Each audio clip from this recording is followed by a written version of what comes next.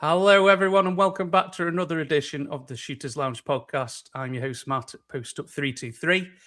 Don't forget to like and subscribe, guys. You can follow us on the socials at Shooters Lounge 3, or you can follow the podcast on Spotify, Apple, or wherever you get your podcasts. Or also, if you're watching on video, if you click on the QR code in the top corner, that'll take you to all the social links that we've got.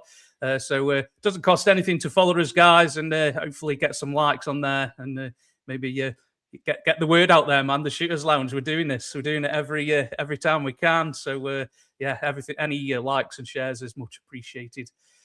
Today we've got a returning guest. He's one of the OGs, lifetime pass to the Shooters Lounge. It's hard to nail this guy down now, man. He's a busy man. His time is precious, but he's given up his time again, which is much appreciated. We've got AB again, man. AB, welcome to the Shooters Lounge again, bro.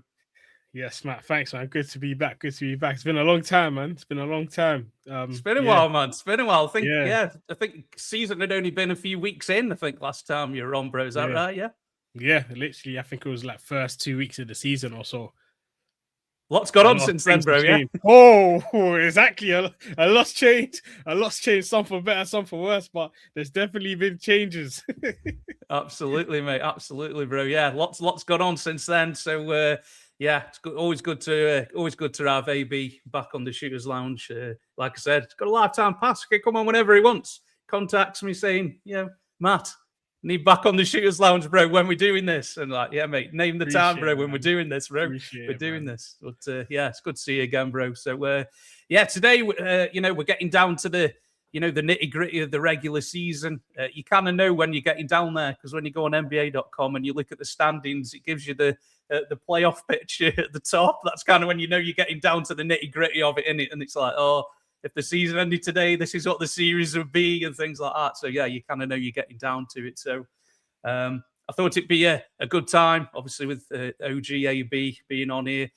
We'd discuss maybe who we're thinking for some regular season awards at the moment because we're kind of getting down to it, and who we're kind of thinking is going to take those awards. So I think we'll start off maybe work our way up to the big ones, AB. So if we go for most improved player, who've you kind of looking for to kind of take home the most? I'm sure there's a couple of candidates, but who have you got for this one, bro?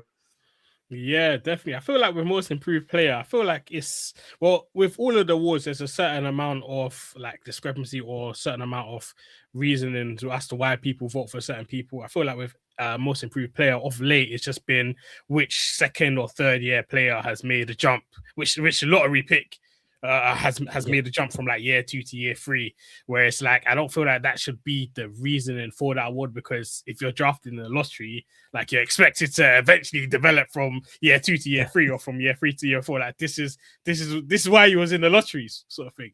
So with that being said, like especially previous when I think like Ja Morant won a most improved player recently, right? Where it's like he was like a top 3 pick.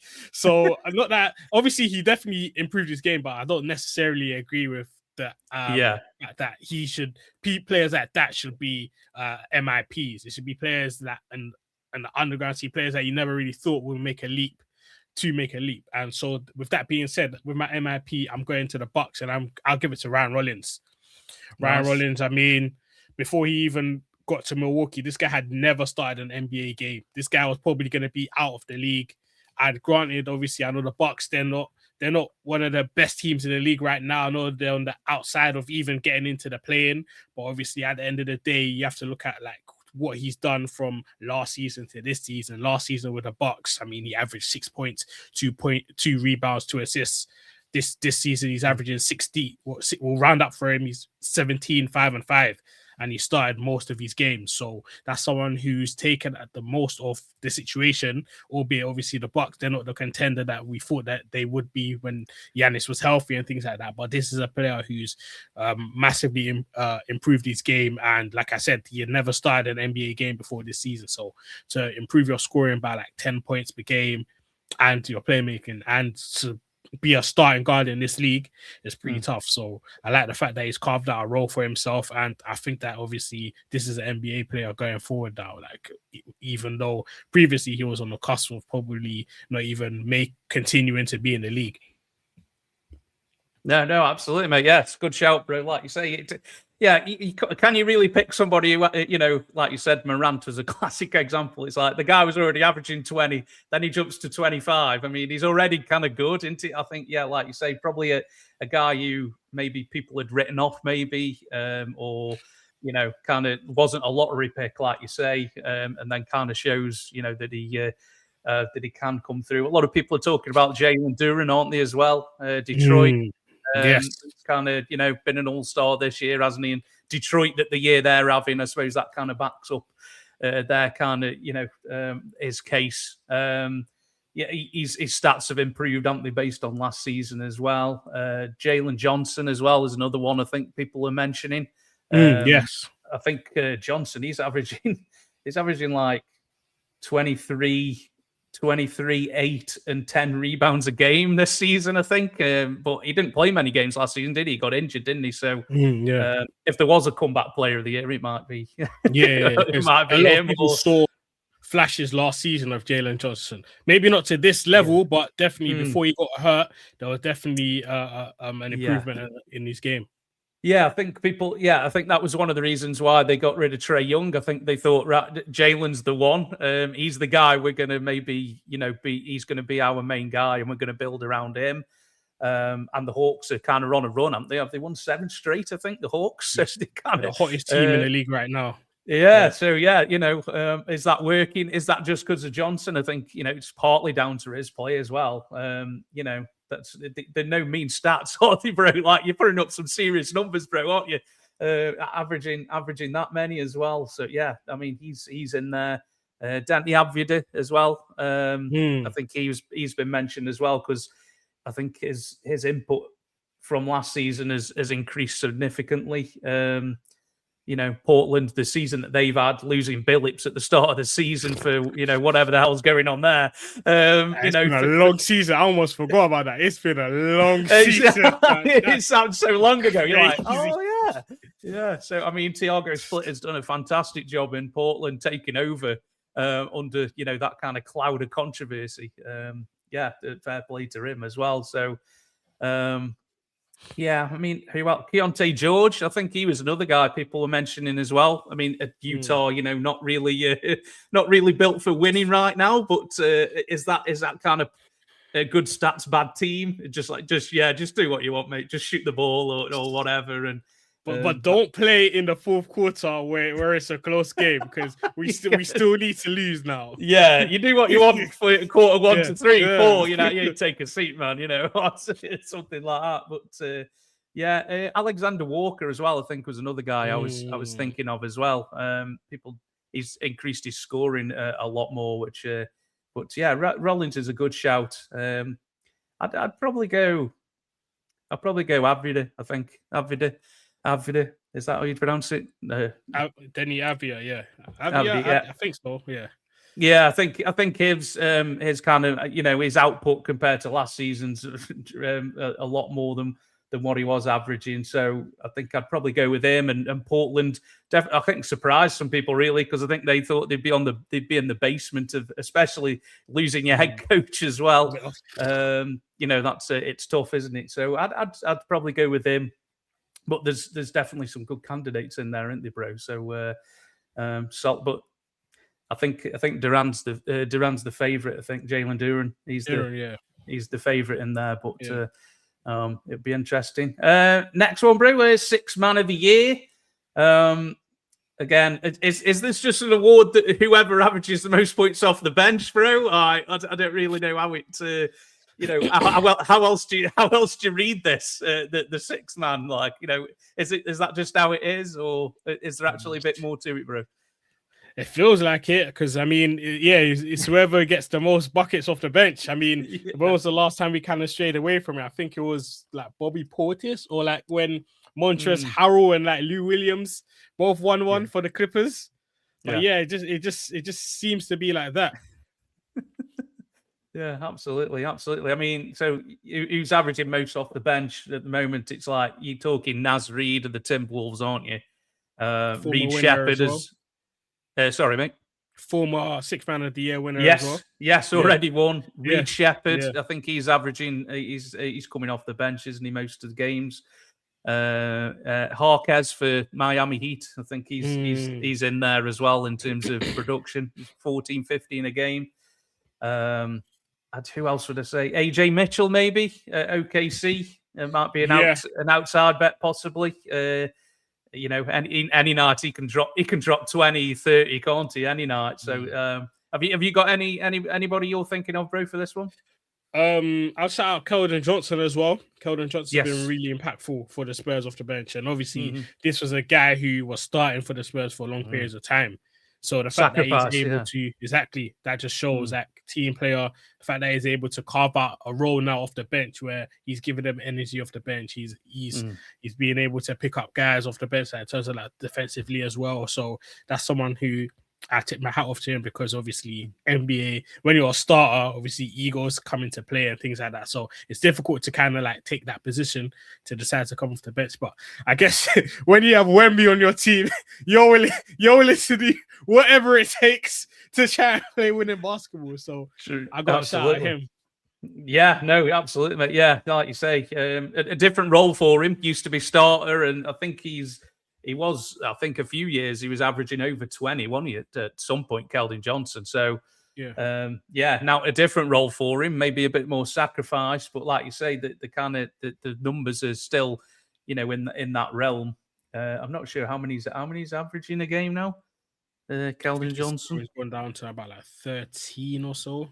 Yeah. So, yeah, you kind of, if you're in that 13, 14, 15 mark, you kind of, all right, you're always mentioned in the Sixth Man of the Year. 13 and 5, yeah. So I'd probably take Harkes Jr., I think, for Miami. I think I'd pick him. He's a solid guy coming off the bench.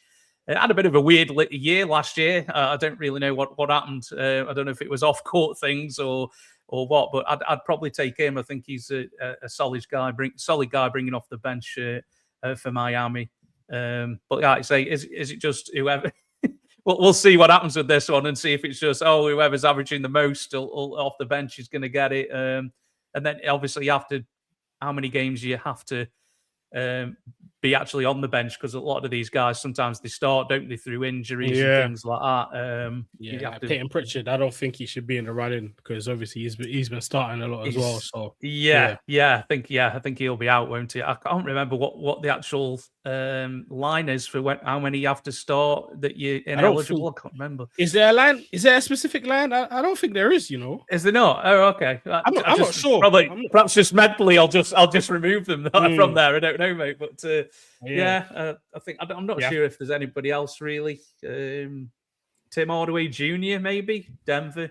He's been good for the Nuggets. I mean, I mean, really not kind of from obscurity, really, and then he's gone on this Denver team and he's playing. I mean, they've had a lot of injuries, haven't they, Denver? So maybe he's kind of taking the opportunity to to show that he can still contribute. And I mean, what a joy playing with Jokic. I mean, what a treat. As a 3-point shooter, you must just feel like, mate, just stay ready, mate. Just stay ready, bro. And he's going to find you, any brand. So that's tough job to do, isn't it? But you just got to make sure you knock them down, haven't you? Where else shall we go after this? Defensive Player of the Year. Is this Wemby's to lose, bro? Is there much conversation on this one? It's just Wemby. It's just a Wemby. Like, we can't go. Obviously, he needs to qualify and things like that. He's got to reach the 65 game threshold, whatever.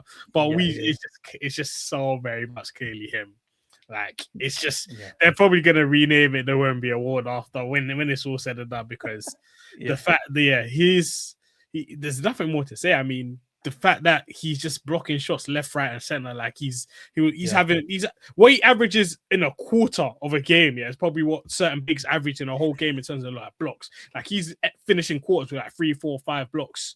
So it's just crazy. And obviously what that does for the Spurs defense or offense is going up against there. Like they're not even, some of them aren't even looking at the rim. Similar to when Rudy Gobert was there. Like you're not even looking to attack the rim. So yeah, we're going to have a situation where, a kind of Dwight Howard thing where we just pencil him in every year for for the next so many years. When you average 3 blocks a game, bro, you're on a different level, really, aren't you? Do you just get it automatically, like the awards? You're like, if you average 3 or more blocks a game, bro, for a whole season, you can have it, mate. There's no kind of debate, is there, bro? I don't think. I mean, that's why Rudy Gobert is a 4-time defensive player of the year. I mean, like every year he was just locking it down in the paint, and then obviously, it's so difficult for like non-bigs to win it. Obviously, Marcus Smart was the first guy to win it a few years back, other than like Gary Payton. But other than that, it's just like bigs, man. It's just literally bigs. I know. So and obviously I think the eye test definitely passes it, and like I said, like the things that he does defensively, like it's just alien. When you affect somebody else's team's offense so much by you being on the floor, you're a kind of game changer, aren't you? And I think if you've played enough games, I don't think there's really a debate, is there, in terms of him getting the award. I don't think anybody's going to go, hang on a minute, kind of thing, are they, if Wemby takes this one home, man. Even averages a steal a game as well. So 3 blocks and a steal a game, he's good when he plays, that's what he's averaging. Also putting up, 24 a game as well and 11 rebounds. It's like, what's it like watching Wemby as a neutral, AB? Just the things that he's able to do, he shouldn't be able to. He shouldn't be. And you feel like at his size and his frame, like because he's like so skinny, you're thinking like you can just bully him, but you just can't, because he's just affecting everything. He just affects everything. Like you can't. Yeah, it's just mad. It's just mad how, and what it is like it's just year 3. Like this is he's not even in his final form. He's not even in his final form. Scary, bro. This is what it looks like. It already looks like 24, 11, and 3 with 3 blocks. So he's just a joy to watch. And I think the team, they've done a great job to build this team around him. I think obviously we've got to shout out like Stephon Castle as well, because he's just elevated his game. And like obviously De'Aaron Fox, he was a guy that you already know from his time on the Kings. He always had a fan in me. So I feel like there's just the team around him just complements him well. And I just feel like the Spurs, they're gonna be similar to how they were with Duncan and Kawhi and back in the day with the Admiral David Robinson. They're gonna be here for a long time. Yeah, like you say, you've got your main guy now, and it's about putting the right pieces around him, isn't it? With Wemby, it's always going to be health, isn't it, bro? That's always going to be But if he plays, he's going to. He just brings so much to your team offensively and defensively. I mean, he's 36% from 3 as well, and he's also 81% free throw shooter. So it's almost the full package, isn't it, bro? Really, there's no. It's what weakness is there really in his game already? And like you say, he's only 3 years in, and it's a scary prospect for the West and probably the whole league, right?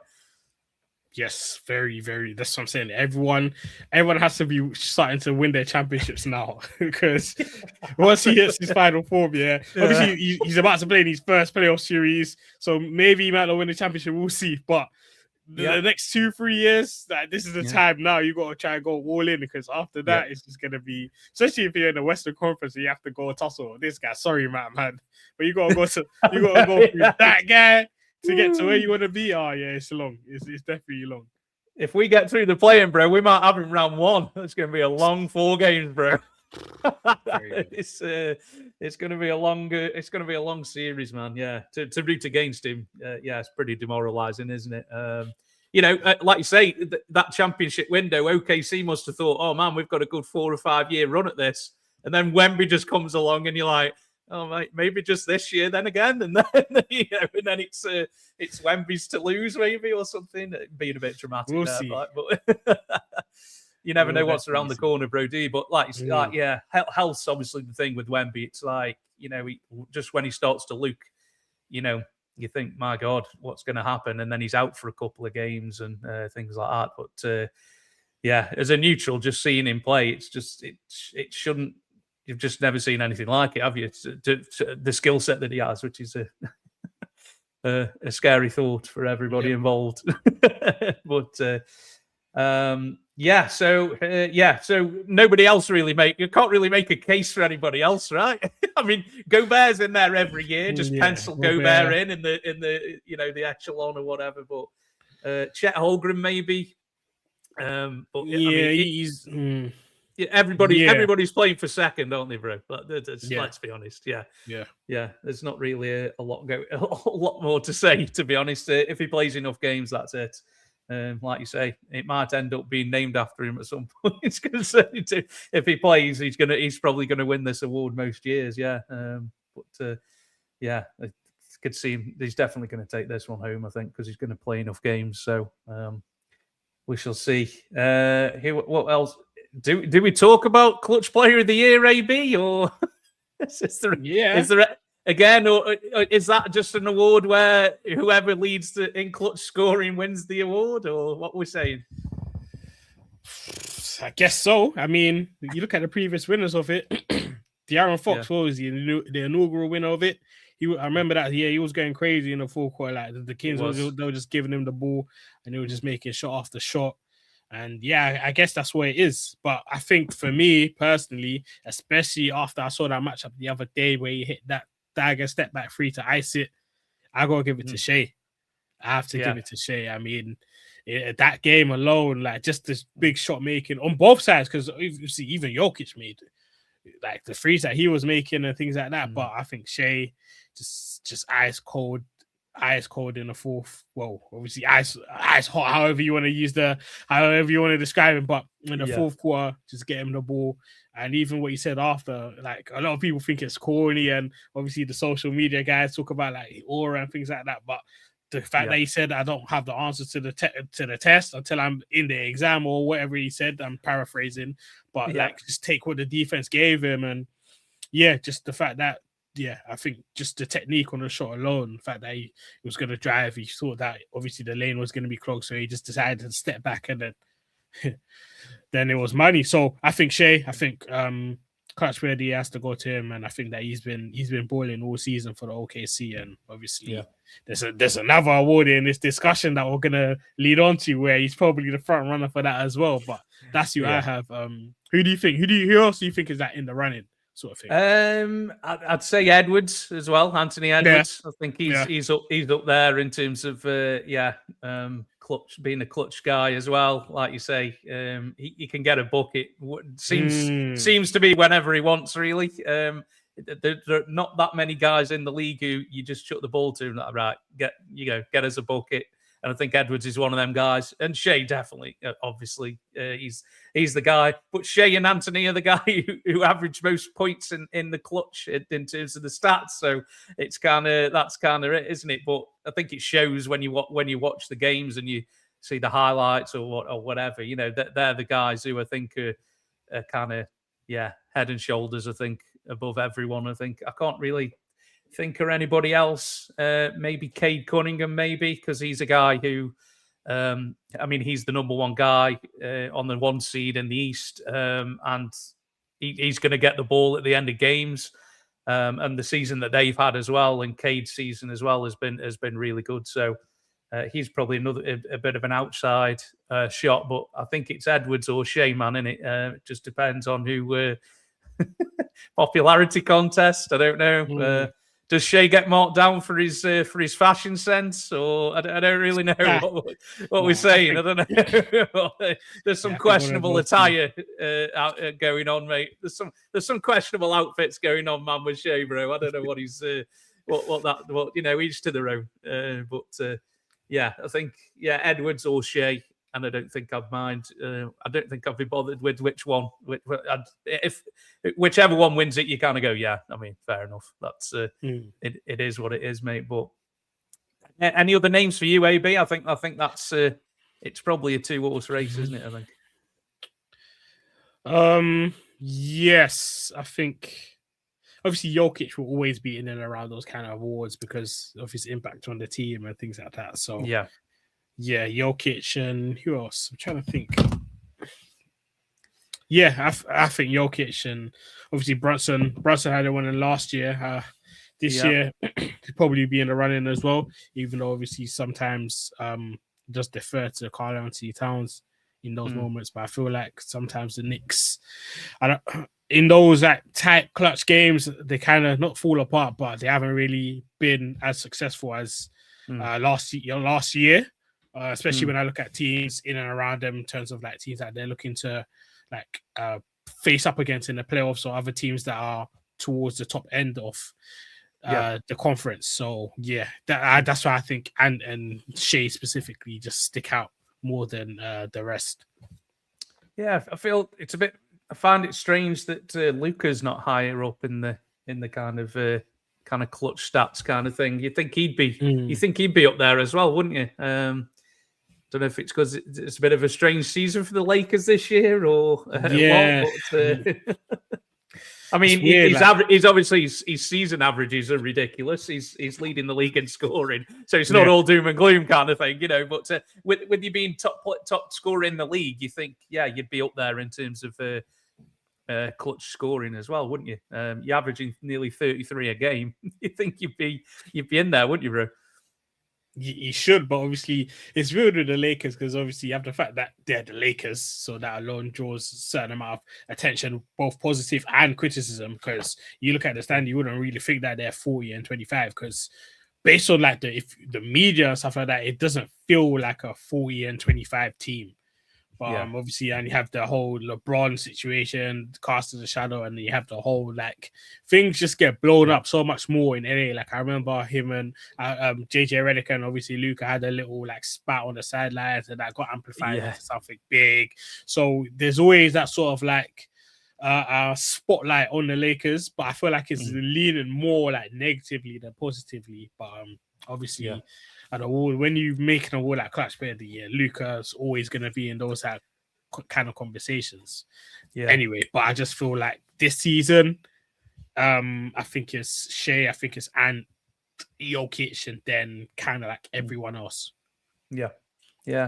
I mean, the Lakers always attract national attention, don't they? Regardless if they're doing well or if they're doing bad or whatever. And a bit like the Cowboys in the NFL, kind of equivalent. Just kind of everybody just talks about them, even if they're good or bad or whatever. They always kind of attract that attention, sometimes to the detriment, sometimes not. But yeah, everybody, ESPN are always dominated with, you know, what's happened with the Lakers, or let's talk about the Lakers. Let's, you know, like you say, that little, I don't know if it was a spat or a disagreement, but you know, that dominated the headlines for like 3 days. I don't think any other team it would have dominated the news for so long as what I'm trying to say. But you know, that's the bright lights of LA, I suppose, isn't it, bro? Exactly. LA, New York, all those big media markets. It just comes with the territory. Yeah, absolutely, mate. Absolutely. What we've got left then? Rookie of the Year, bro. It's Con versus Flag, isn't it, bro? We've got the two Duke boys dueling this out. Do you agree, or can your boy Edgecombe upset the odds, bro? What we're saying? I've got to shout out VJ, man. It's been a very, very great rookie season for him. Better than I expected. One thing that's impressed me the most about him is just that his shot making in the clutch. Like in the clutch, he's just been amazing. Like he takes big shots. He makes big shots. He's not scared of the moment. I mean, this was a guy on his NBA debut. Walked into Boston, and obviously, you know, the history between the Sixers and the Celtics. Walked into TD Garden and put up 30 plus points. So we already, from that time, we already knew that he's not scared at the moment. And he's just been amazing. And obviously he should be first team all rookie for sure. And he's given us in what's been another tumultuous season for the Sixers. He's given us something to like in terms of like hope and something. He's been like the bright light of our season. But obviously, with that being said, in terms of that rookie of the year, I think it's a tough ask for him to win Rookie of the Year now, because when I look at what Cooper Flag's been doing, he's just been dominating. He's just been at a whole different level. And even like Concanepa, what what he's been able to do with the Hornets. I mean, say it quietly, but he just might be that franchise player now, man. I mean, everyone all loves LaMelo and the razzle dazzle and the one-legged freeze from deep into half court. Konkanepo, shot making, man. It's just crazy. He's just yeah. It's a different level. So I don't mind who wins between those two guys. Obviously, I would have liked it to be VJ, but I've got to be realistic. I feel like those guys have been playing at another level, and I feel like they've held more weight on their franchise. Like their franchise relies on them a lot more. Whereas obviously for periods in the game we had of the season we had Embiid, and obviously Maxi's taking that all NBA level jump. So that's kind of like overshadowed what VJ Edgecombe has done. Whereas Konkanepo, like he's been that sort of guy for the Hornets, because obviously LaMelo's missed a bit of time, but he's been the main guy. And obviously Cooper Flag is the franchise in Dallas. So those guys, yeah.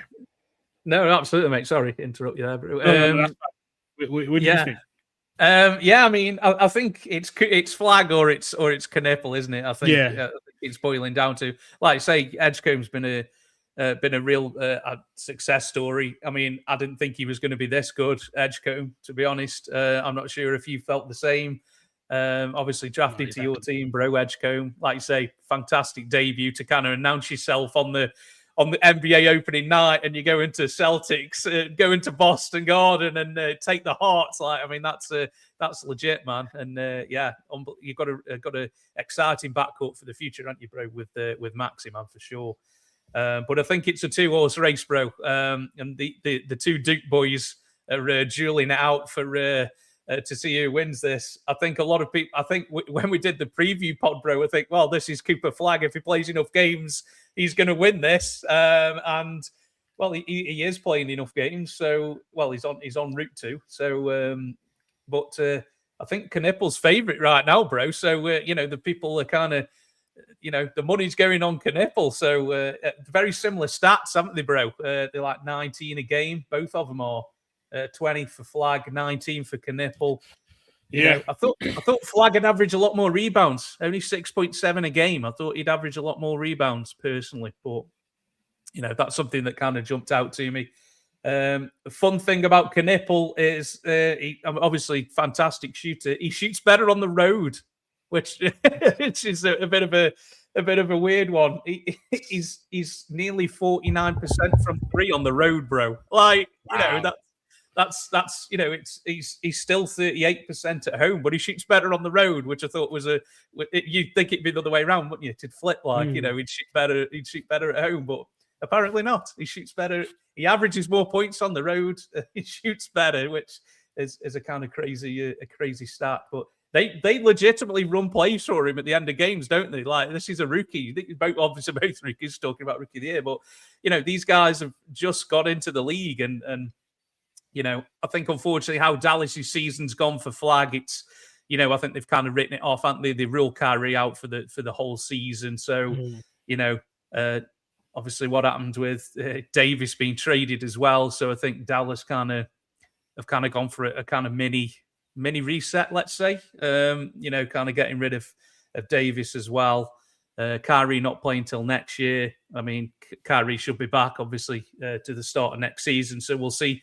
Not a bad duo, really, Cooper Flag and Kyrie to kind of build around. Not bad at all.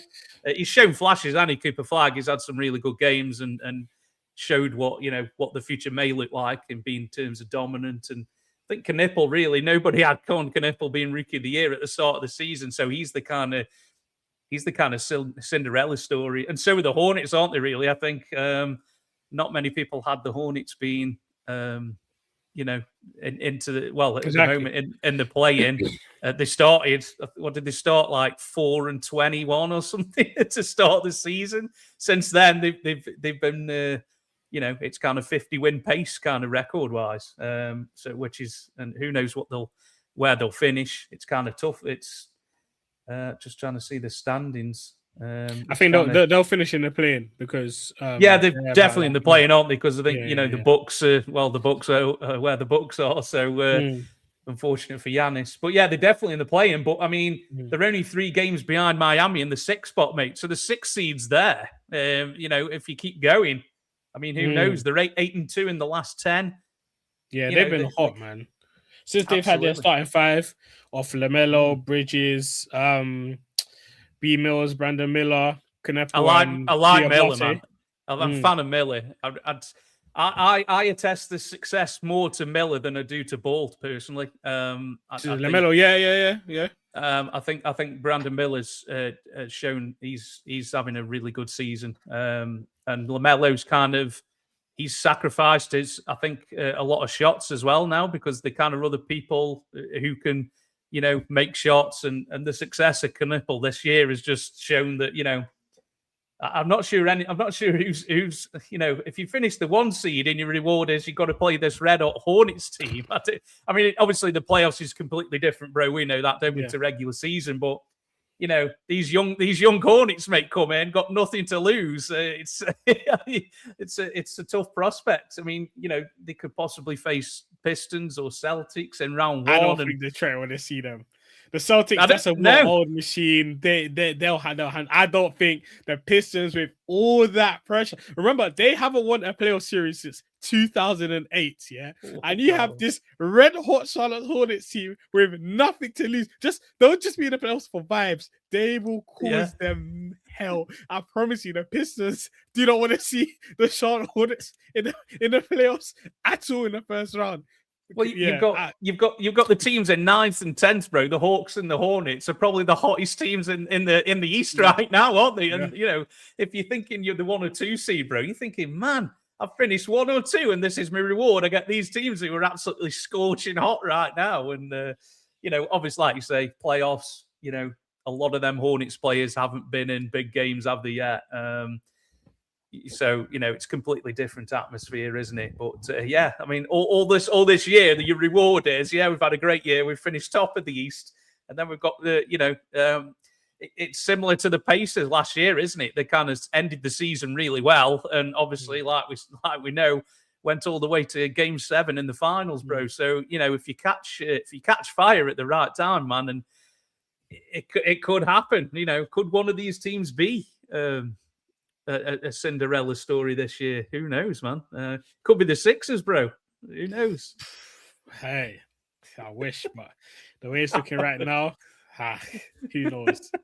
We'll come to that, bro. We'll come to that. But, I think this one's literally a toss-up for me, bro. I'm really aren't sure. Is Knipple going to get it? Because their record will be better than Dallas's, so they kind of take that into account. Probably you shouldn't when it comes to Rookie of the Year, but it's a coin flip, mate, this one. But if I have to make a decision now, I'd probably say Cooper Flag, I think. I'd go with Flag, but like I say, I wouldn't be surprised if Knipple wins as well. What do you think, dude? I think if Knipple can lead the Hornets into the playoffs, I know it's a regular season award, but if the Hornets make the playoffs, you just have to give it to him, because impact on winning. Yeah, like, he was like one of the driving forces. This was not a guy that was playing 20 minutes off the bench and things like that. He was one of the driving forces. Arguably the driving force as to why they made the playoffs, if they do. And like I said, I think they're almost, I don't want to guarantee it, but they're very, very likely to be in a playing position.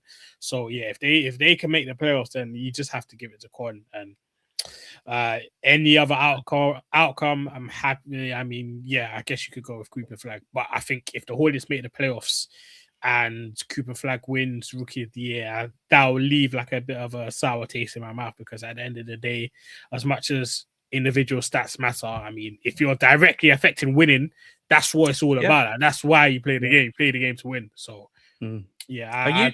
usually the Rookie of the Year are on teams who aren't very good, hence why they had a high pick. And it's like, bad, you can just keep shooting, bro. It's fine, or whatever. And then they end up being, but like you say, there's Knipple's on a team now who are actually in with a shot of making the playoffs. So they're definitely going to be in the play, and like you say. So maybe in this case, you reward the winner who's on the winning team. So absolutely fine with that, Iron Bro. I've got no qualms with that whatsoever, dude. So Yeah, absolutely. Next one, I thought this one was the most interesting personally, bro. Coach of the year, man. I think this is a stacked category this year, man. You could make a case for 4, 5 coaches at least in this one, man, because there's been some success stories. Obviously, teams who have finished higher than what people thought, or finished with the best record, or obviously still to go. But who have you got as your kind of top 3? AB, have you got a top 3 probably? I got a couple. Obviously, first of all, you got to start off with what Mitch Johnson has done this year with the Spurs. Has been an incredible job for him, and obviously, a lot of people forget. Well, not a lot of people forget, but to ease that transition from Greg Popovich, who obviously the way he left the Spurs as well, it wasn't like he was stepping out as more for like health reasons and things like that. But they haven't really missed a beat. Obviously, they missed their playoffs last year and things like that. But how they've been able to like bounce back this year. Obviously, it helps when you have Wemby, but I got to shout out Coach Johnson. And obviously, I feel like the Spurs organization as a whole, obviously, that's it's a winning organization, it's first-class organization. So the fact that he's been able to like sort of like carry the baton over what Greg Popovich has done for that organization across how many years he's been there. So he's been doing an incredible job so far. So that's definitely someone who is going to be in the running for me. And then this one is a bit of a it's not really a hot take because the proof is in the pudding what they've been able to do, but it's just the background noise surrounding the team is very, very loud, and obviously that's the LA Clippers. We know what's been going on with the whole Kawhi situation and things like that. Yeah. Now, if we're just talking on the court basketball and obviously not everything around, the fact that they started 6-21, 6-21, and obviously last night I was watching the game where Kawhi put up 45 against Timberwolves, and then just to go over 500 now they're 33-32. So the job that's been happening on the court has been amazing. So I got to shout out Ty Lue, real leader. We know obviously championship winning coach, and obviously he's had to make difficult decisions with the whole Chris Paul stuff, a lot of like dealing with that background noise, dealing with the Chris Paul stuff, having to send home a Hall of Famer, one of the greatest point guards, one of the greatest players in the game. Having to just obviously, I don't really agree with it, but when you consider that and the fact that they've been rolling ever since, Kawhi's been playing at an MVP level, literally he's been one of the best players in the league since that uptick in form, and you consider the fact that this was a team who's dealing with obviously, I don't want to praise them too much because a ruling from Adam Silver could come like the next day and say, they were all part of this, they were all in this, but just purely on the court stuff, like any team turning around 6-21 to now be 33-32, like you have to give credit where it's due there. So I've got to give a reasonable amount of credit to Ty Lue and also the LA Clippers. And then I think who I'd say is a front runner right now, and it just hurts me to say this because like this franchise, why do they always keep winning? It's so annoying. Like the Celtics, why are they this good? Why? I watched these guys trade core pieces of their championship team. Drew Holiday, they traded Kristaps Porzingis. They just seem to just completely not just give up, but be like, when you trade away with guys like that, obviously Jason Tatum was supposed to be out for the year, and you're thinking, okay, maybe it's a down year for the Celtics. We know what they're capable of. We know that this is a team that's always been in contention since the emergence of Jaylen Brown and Jason Tatum and things like that. But for them to be within a shot of the 1 seed out east, and Jason Tatum is back, it's just so frustrating to me. But obviously you have to credit Joe Mazzulla because he's been saying it from the beginning, like in his press conferences, that this is not a down year for us. Like we just continue going, we just keep going. The fact that he's managed to get a tune out of Baylor Shireman, like Sam Howes has been balling out, like Peyton Pritchard. I'm convinced they could just bring literally anyone from the street play for the Celtics and they'll somehow play winning basketball. And it just annoys me so much because I look at what my team's been doing, and the resources or the misallocation of resources, and the fact that we've just been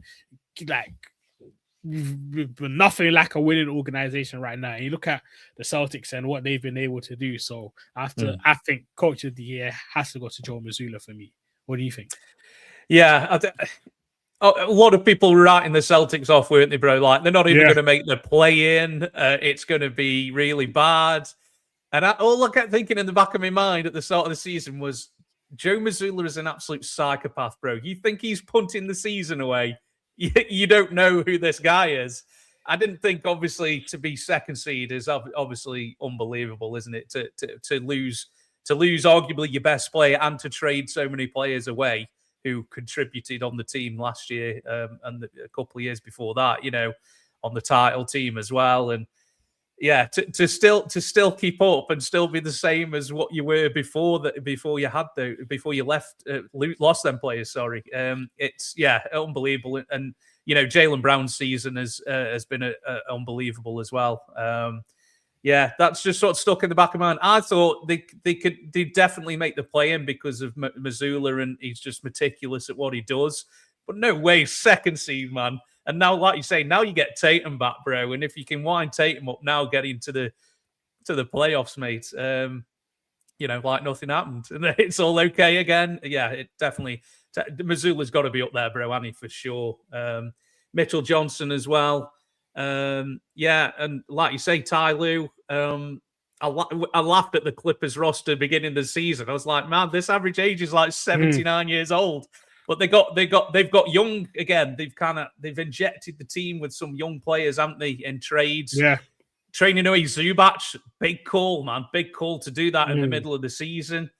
Trading him away to Pacers, wasn't it? But they've got some young guys back. I mean, Matherin's playing like he's got a massive chip. Yes. Mate, that guy is balling, mate. Yeah. He's like in total FU mode, mate. He's like, I'm going to show all you MFers, and he's playing really good. Getting Garland as well. I mean, if Garland's healthy, it's all a question of health, isn't it? But losing Harden and getting Garland back, again, you're getting younger. Garland's still 26, so yeah, definite fair point, mate. And like you say, obviously, all the allegations in the offseason that there's not even, who knows what the punishment's going to be. The whole Chris Paul fiasco. I mean, you've got some balls, bro, to tell somebody go home when it's like people know it's his retirement year. I mean, you've got that takes some serious cojones, man. Like to send somebody home like that. Like you say, whether you agree with that, I think Chris Paul deserved better.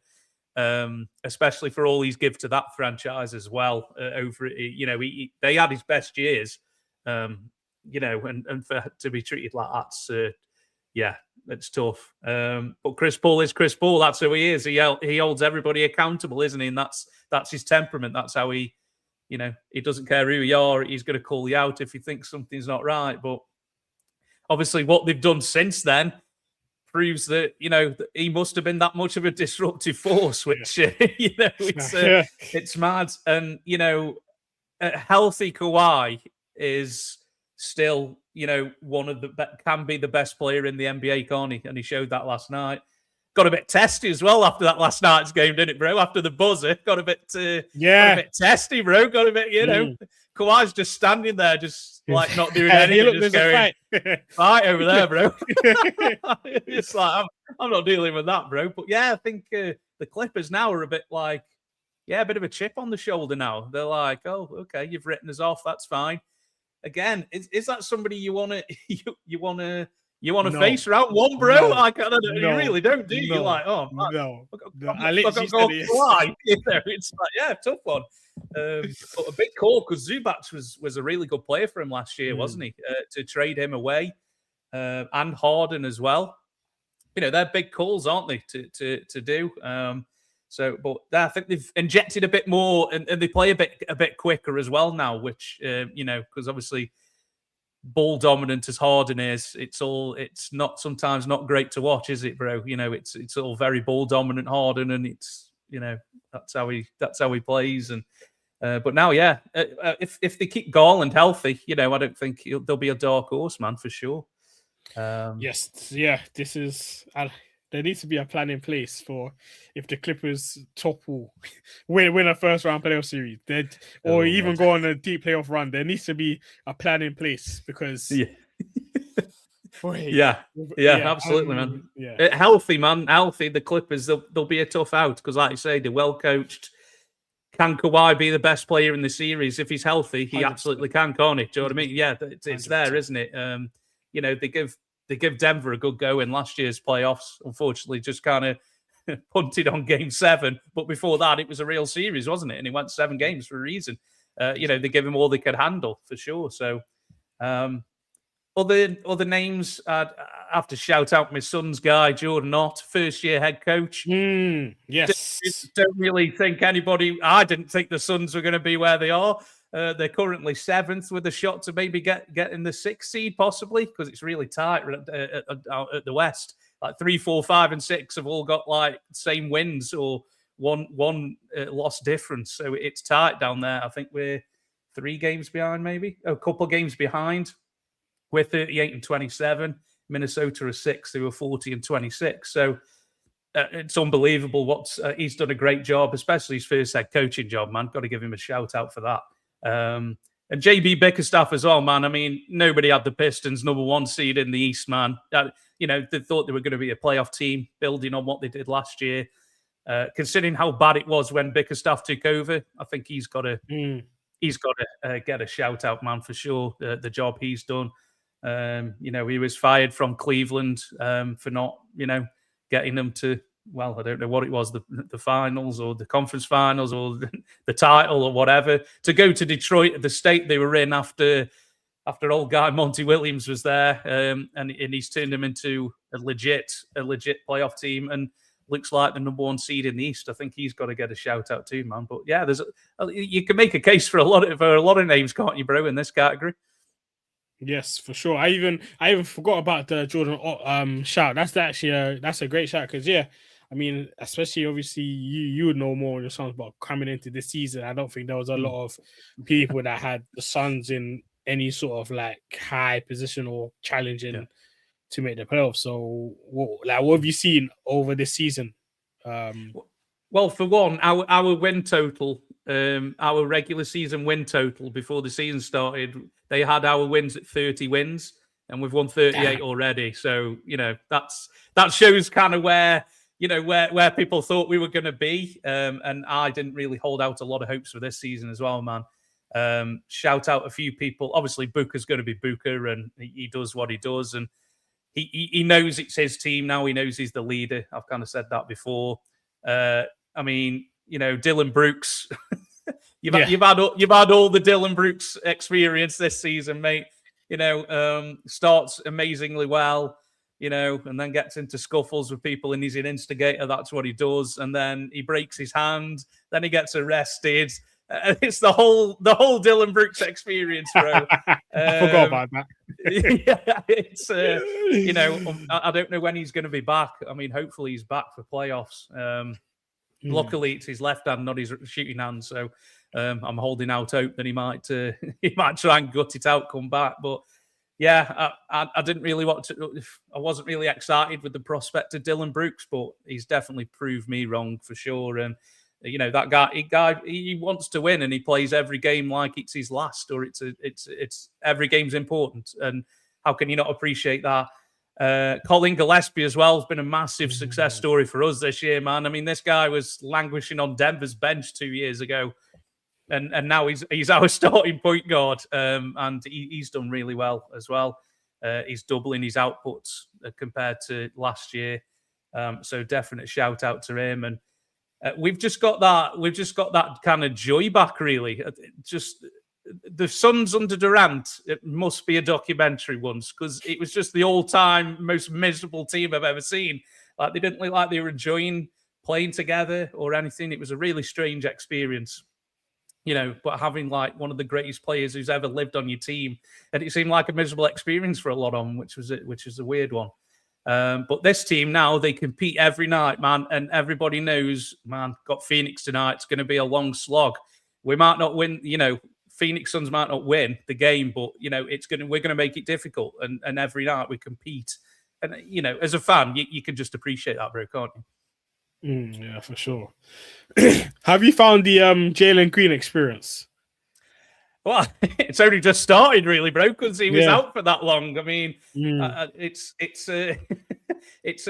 I haven't seen an injury that's lasted that long. Was it his hamstring? I think it was his hamstring. He was out for months with a hamstring injury. I've never seen anybody be out that long for that type of injury. It was rough to start with, bro. I think he was just getting his legs under him again. But he made that incredible game-winning shot against Orlando the other Saturday, which he was awful in that game, bro. Yeah, he was. I remember it eclipsed everything in that game. He was like 4 for 20 or something. It was awful. But I think they just said you've got to play through. You've got to keep going and going. And he made that incredible shot in the end, and then everything else he's forgotten about. He's starting to get his legs under him now, bro. And I think there's not as much pressure on him to be the guy because Booker's there, because, Booker's been there and done it, and he can be a closer.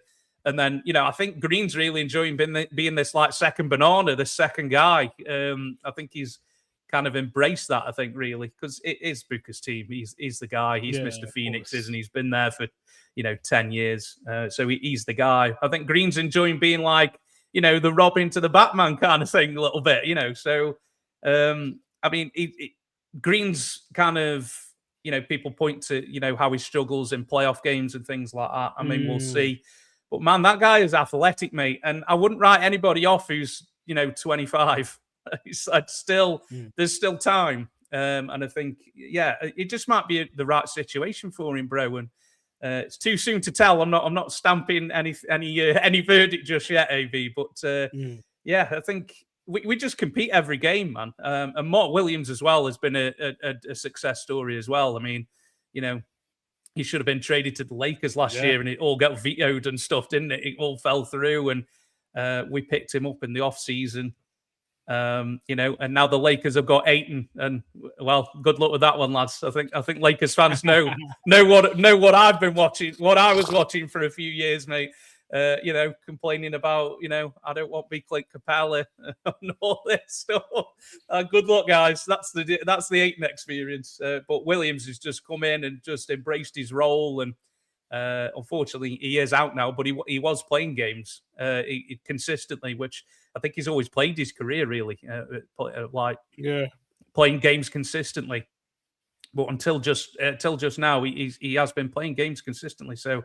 That's been good for us. Again, another team that, if you're 1 or 2 seed, are you worried about Phoenix? I don't know, maybe not, but we're going to make it difficult for you, and we're not just going to lie down. And which, we used to be, I think last 2 or 3 years, we were known as like around the league as being a soft team. But now we're like, we ain't taking no grief off nobody, mate. We're not going to be pushed around, and that as a fan sometimes is all you can ask for, really, man. Just like somebody cares and gives a crap, Exactly. Yeah, that's my son's verdict, bro. So yeah, like say it could be any one of those names, couldn't it, AB, for sure. Charles Lee's another one. That's the kind of like well, the team was really bad, but now you kind of you've improved your regular season record a lot more, and they look like they're going to. Well, they will be in the play-in, won't they? It's just a question of what position. So again, is this his first year, Charles Lee, as a head coach? Is he your first time head coach, maybe? Or was he there last year? I can't remember. I think it might have been last year. Yeah, but again, I think he's a former Boston guy, isn't he? He come from that setup, so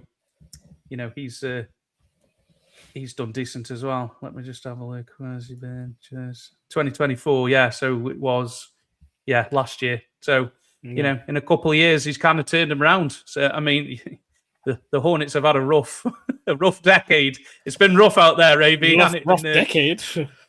well, probably rough ever in history. Yeah.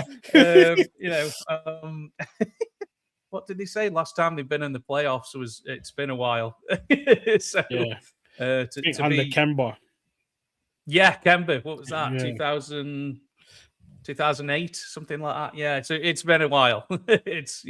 So tough time being a Hornets fan.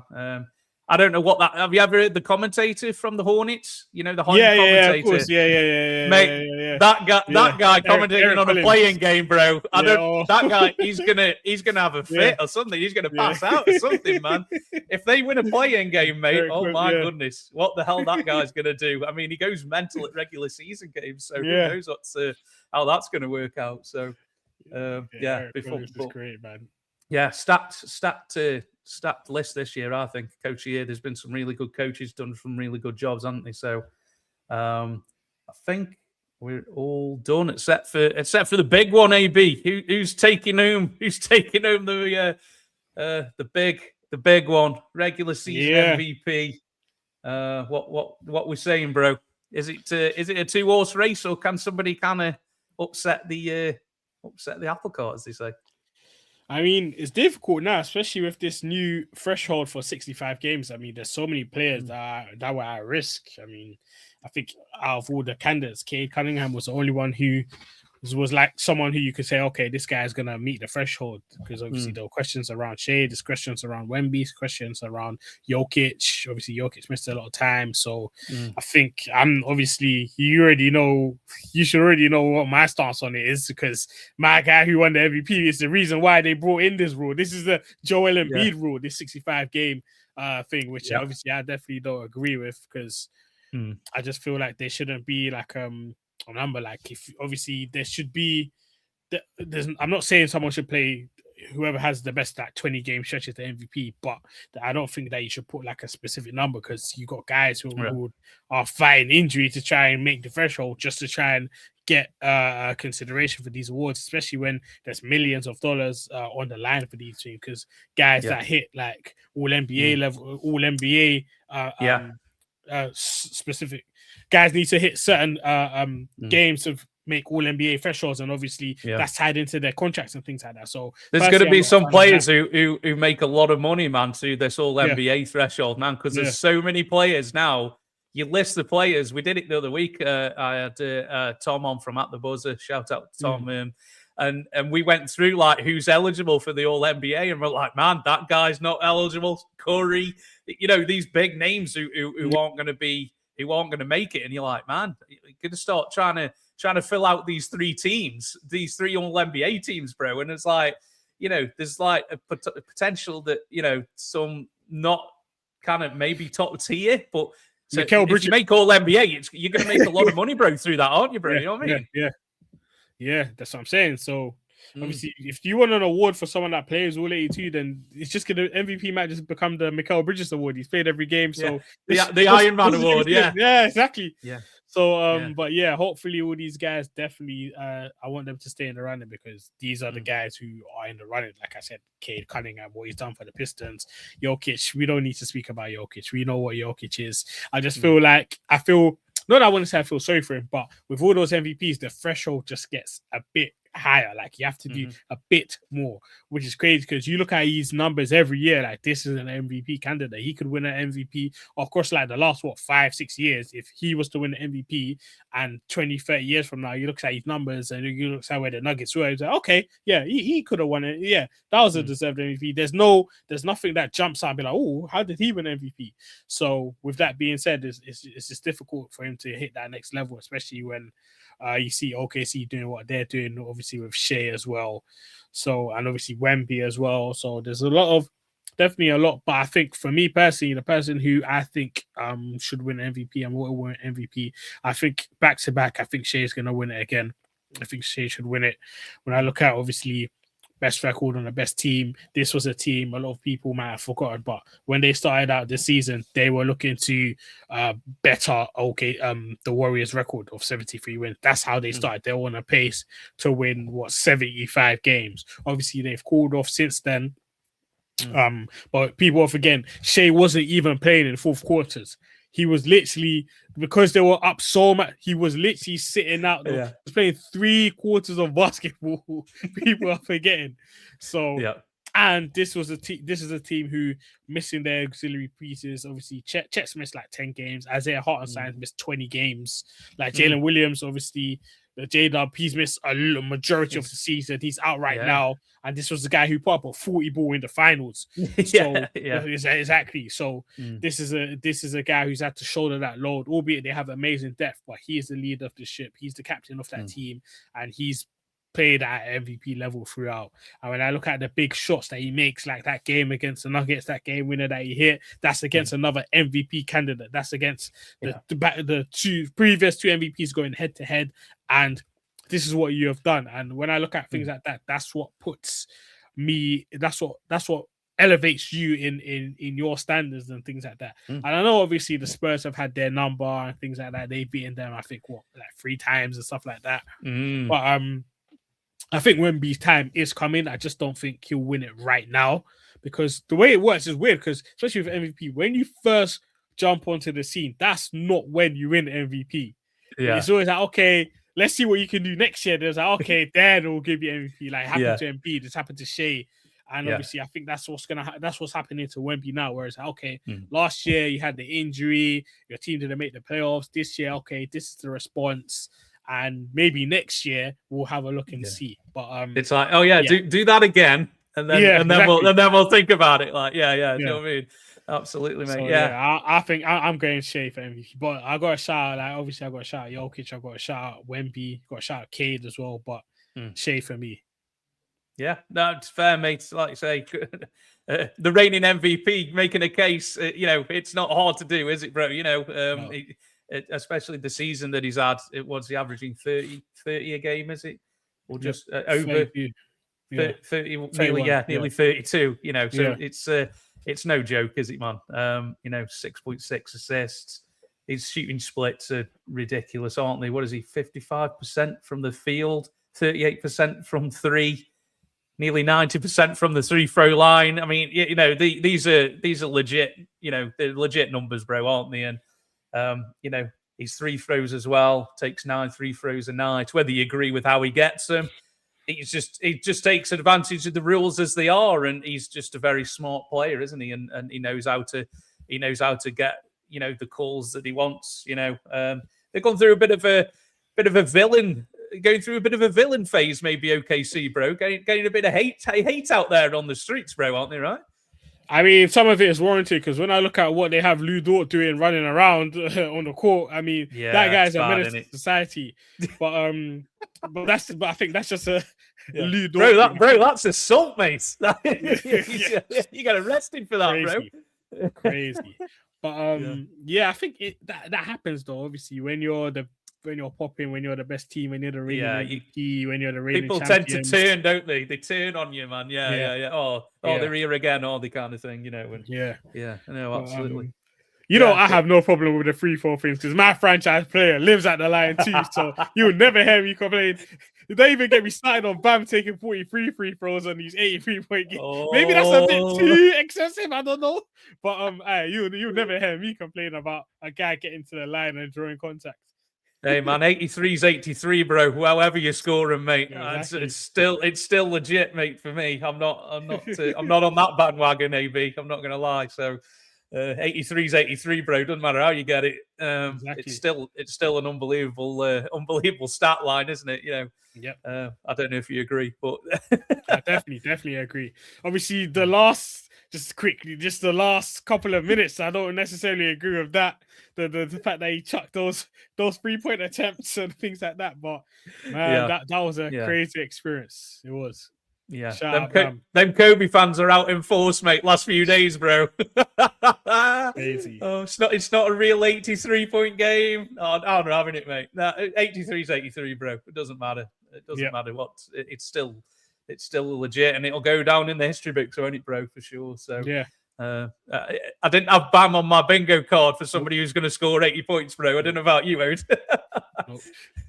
Not at all. Like, literally, I think it was Bill Simmons that tweeted that if you was to say at the beginning of the season someone's gonna drop 83 points in a game, he might not make the top 100. And that's what I think about. It's true, because I think I could actually name 99 players who I think will drop 83 before Bam. That's not to be. That's not to discredit his game because he's actively been working on his game. Like, especially the most impressive thing to me is the fact that he's worked on his 3-point shot. He came into this league, he wasn't really a knockdown shooter. Now he's genuinely a threat from there.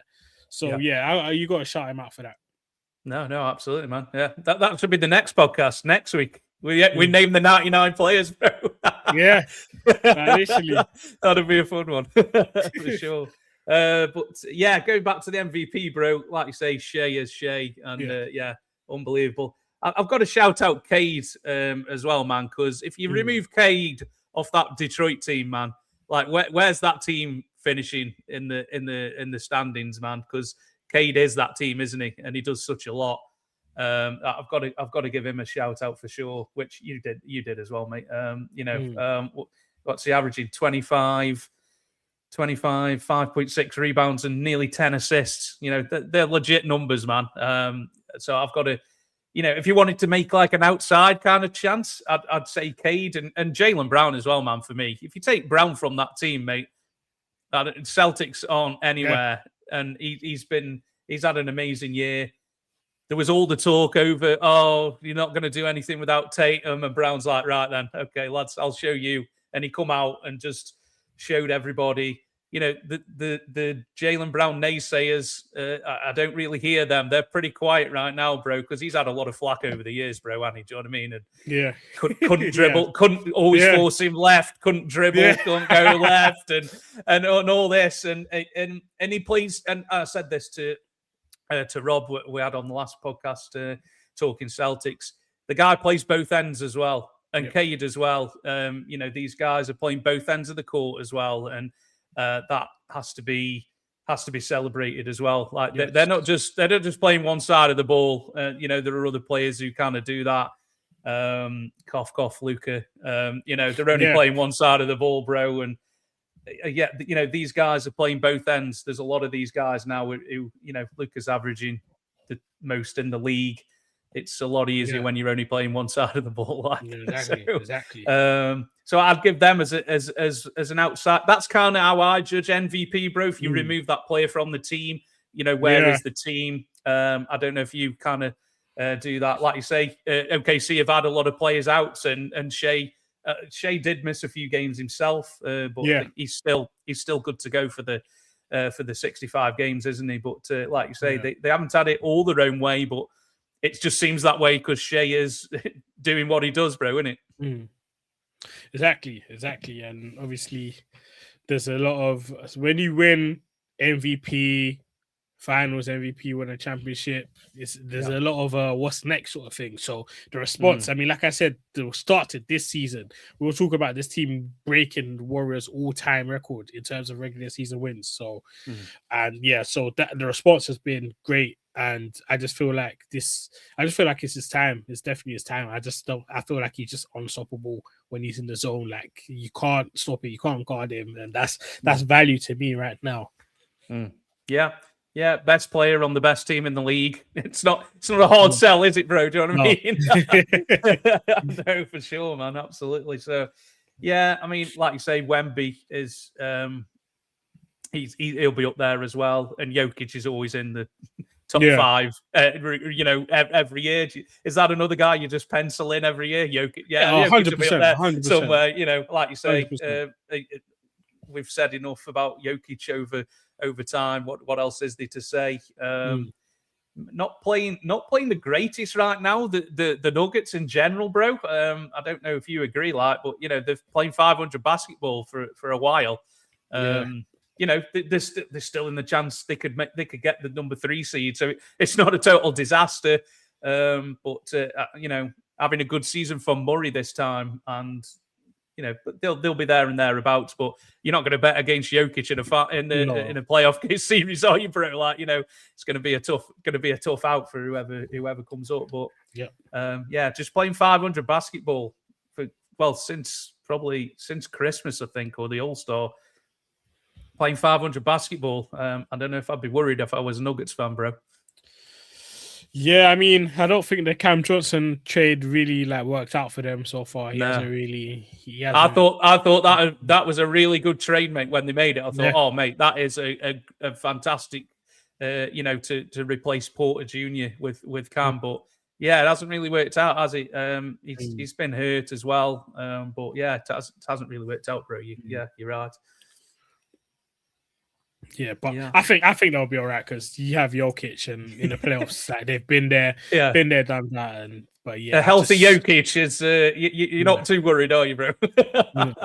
wherever you finish, man, innit? Exactly. Yeah, like man. I'll still put them above. I'll put them above San Antonio, and I'll put them above Houston as well. In terms of, I just won't put them above OKC in terms of coming out of the West.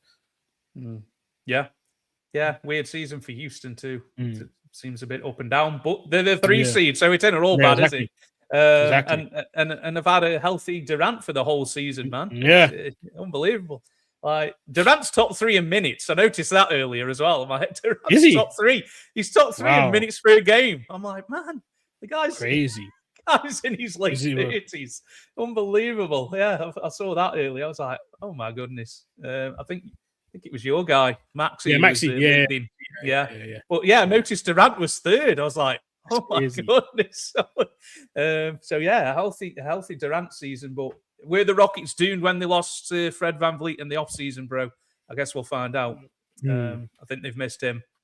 But we'll see how it goes. And weirdly, Adams as well, losing him has been a big it's been a big loss for him as well. His rebounding, his offensive rebounding rate's ridiculous, wasn't it? And stuff like that. But I can't. Shea, I think it's going to be Shea's year again, and you can't be mad at it, can you, bro? So I think that's how it's going to end up. But have we got time for a 76ers check-in, AB? Are you? Oh yeah, we can do it, I guess. with all the enthusiasm, bro. It's crazy because obviously last time we spoke, I was full of optimism. The Sixers were rolling. Edgecombe was favorite for Rookie of the Year. Tyrese Maxey was an MVP candidate. And now it's just gone downhill. Apart from those 2 guys, though, Maxey's been balling out. Obviously, we miss him right now. He's out for 3 weeks with a finger issue, and that's just curtailed our season again. I mean, what a freak play to get injured on, wasn't it? It's just one of them things, wasn't it? Yeah, you need that bit of luck sometimes, bro, don't you? And it's just collided with somebody, and you're like, oh, what the hell? Yeah. It just happened. I mean, I've seen it all before, man. We've seen it all before with the Sixers and injuries. Yeah, I think injuries, the things that just derailed our season, the Jared McCain trade at the deadline, that just killed us because literally just gave him away to OKC for nothing. I don't know why. And it's crazy because I'm not a capologist or these salary cap guys, but I don't understand how trading someone like Jared McCain helps you dodge the tax where he was on a rookie scale contracts. Yeah, you traded him where Daryl Morey then went out and said that we are selling high on him, on a guy who, when we saw him at his best, even though it was a rookie season, this was a 38% shooter from beyond the arc, movement shooter, averaging what was it, like 13 points a game. Albeit the meniscus injury derailed him. He came back. He had a thumb injury that derailed him. But just snowballed, bro, didn't it, with McCain? Just it got that injury, and then I got another one, and it just just never really worked. Well, like you say, what were your thoughts when you first saw that you'd traded him away? 100% bad move. You don't trade someone like that shows that level of promise, who is on a rookie deal in a team in which you pay Joel Embiid and Paul George a combined $110 million a year, and Tyrese Maxey's on a max. You just don't do that. It's malpractice. It's franchise malpractice. And the fact that you look at what he's doing now at OKC, and he was struggling to play games. Granted, he was not playing well. He was not playing well. He obviously had time in the G League, but he's this is basically his rookie year.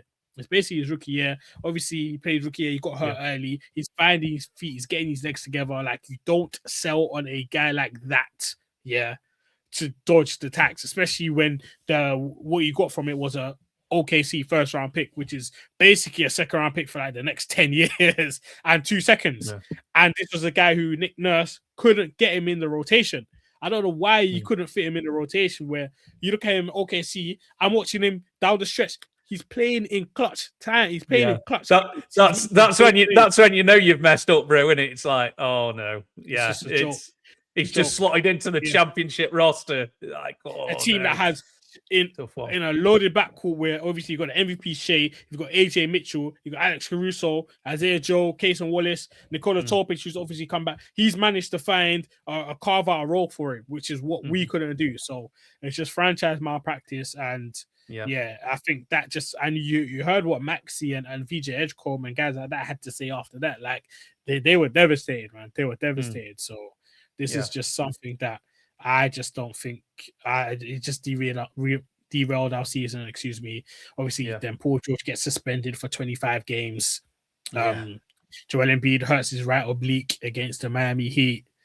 We don't know when he's going to play next. Tyrese Maxey out for 3 weeks, and now Kelly Oubre is out for 2 weeks now as well. So, oh man, it's just downhill, man. It's just downhill. With the Pistons tonight, so that's another guaranteed loss in the loss column. So it's just our season has just been derailed. And to top it all off, our first round pick is what top 4 protected, but if we lose it, guess where it goes? To OKC. So if you ask me, they should just tank. They should just tank just like last year. Shut down MP, shut down Maxi, because what's the point in maybe winning in the play-in to go up against to just basically lose in the first round in 5 games if we're lucky. But I don't know. It's frustrating, but I feel like we've reached a point at the franchise where we have to make a decision. You have to either try and go all in and hope that 1 year the luck falls on our side and Joel Embiid can be healthy in the playoffs, or just break it all down. So do you think it was they just have to make a decision? Yeah. Do you think it was the success of Edgecombe, made the decision to trade McCain away because they just haven't got minutes for him in the rotation? Do you think that had a lot to do with it, bro? Or... But you can't say that though, because where he's gone, there's even more or he's even further down on the depth chart, but they're still finding ways to play him because he's playing winning basketball. He's making an impact on a team that had just won a championship. So there's no excuse, because we went shout out campaign. He dropped 32 points and went 8 from 3 last time out, but we had to bring in campaign from Serbia. We flew him in from Serbia to come and play in the rotation because we just don't have guys. So now will be a time where Jared McCain will be getting so many minutes because like I said, no Maxi, no Oubre, and no Paul George. But it's just franchise malpractice. Yeah, it's a tough one for Morey Daryl Morey to explain, bro. This one, I don't know. Don't know what the thought process was, mate. Maybe you know something we don't, but it's a head scratcher, isn't it, bro? But you've got to be in it to win it, AB. So the play-in is a definite possibility still. You never know, mate. If you get all the guys back, bro, you never know, do you, mate? They've been saying that about the Sixers for the last 5, 6, 7 years. When they're healthy, we're just never healthy, man. Oh man, it's tough. It's tough. Tough being a Philly fan right now, bro. But thanks a lot for stopping by, AB. I think that's all we've got time for, man. Thanks a lot for taking the time, bro. So, do you want to tell people where they can find you? And we'll head out, man. Yeah, we're at Clutch New Media. Obviously, we're gearing up to the NBA playoffs now. Business end of the regular season. Looking forward to the playoffs, even if it will be without my team, because playoff basketball, different sport. There's so many questions that need answering. Are the Pistons going to get over the hump and win a playoff series? What's Wemby going to look like in these first playoff series? Like, we don't know this. So what are the Rockets going to look like led by Durant? Are the Clippers going to get in there? The Knicks, are they going to get over the hump? So many questions to answer in the playoffs. And I can't wait, man. Looking forward to it. Absolutely, mate. Absolutely. Thanks a lot for dropping by, AB. Also, go follow AB's podcast. He podcasts on the NFL, Ends to the End Zone. Have I got that right, bro? Yeah, man. Go give AB a follow, man. He's doing all things NFL on there as well. So, thanks a lot for stopping by, AB. Always a pleasure, bro. I'm Matt at Post at 323. So you'll be able to watch this on video, YouTube, Spotify, Apple, wherever you get your podcasts. Stay tuned for the socials at Shooters Lounge 3, guys. And we'll be back for another episode next week. So until then, see you guys very soon.